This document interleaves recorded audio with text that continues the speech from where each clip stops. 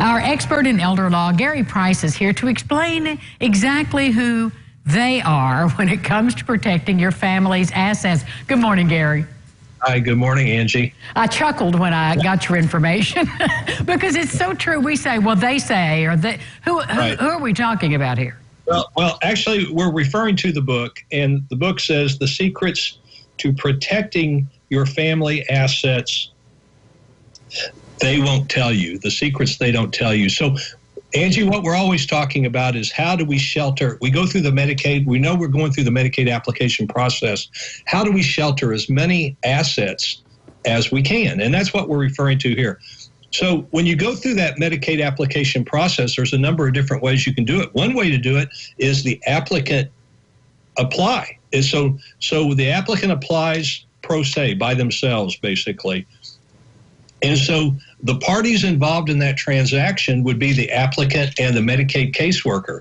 In that case, they would be that Medicaid caseworker. It's not because they have some sinister act that they're not going to tell you how you can shelter assets. It's because they're not qualified to give you legal advice and to tell you how to what you could do to shelter assets. So they won't tell you because they can't tell you. They know what a Medicaid compliant promissory note looks like, but they could never prepare one for you. And so that's who they is in that instance. Another example would be if you go through the Medicaid application process at the nursing home, there's a business office manager who can complete the application for you and submit it. In that case, the parties involved are the applicant, the business office manager, and again, the Medicaid caseworker. In that case, they would be the Medicaid caseworker and the business office manager.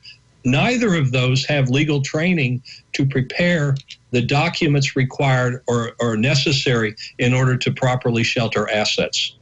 Well, that is why they need to come to you to get that help. But, you know, Gary, this is really kind of stunning to think about how often people rely on the folks that you just described in your they, not knowing that they are not prepared to answer those questions.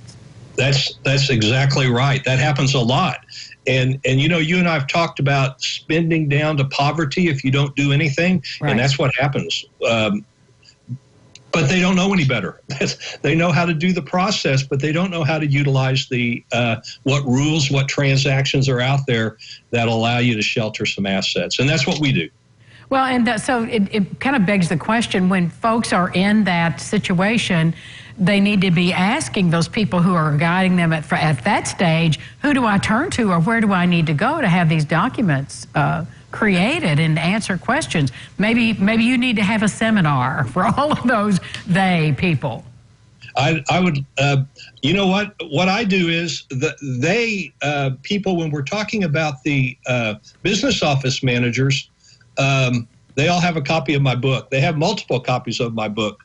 Most of them do, and can pass it out to the person when they have questions. And a lot of times they know their limitations at the business office, and they will refer the client to an attorney. Not always, but a lot of times they do. Well, that's good to know. Gary, you held your book up there. Hold it up one more time and let the audience know exactly how they can acquire it.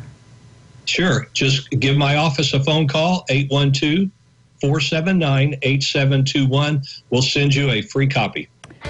Always a pleasure to talk to you, Gary. Take care. You too, Angie. Thank you. We'll be back with more Lifestyles right after this. Please stay with us.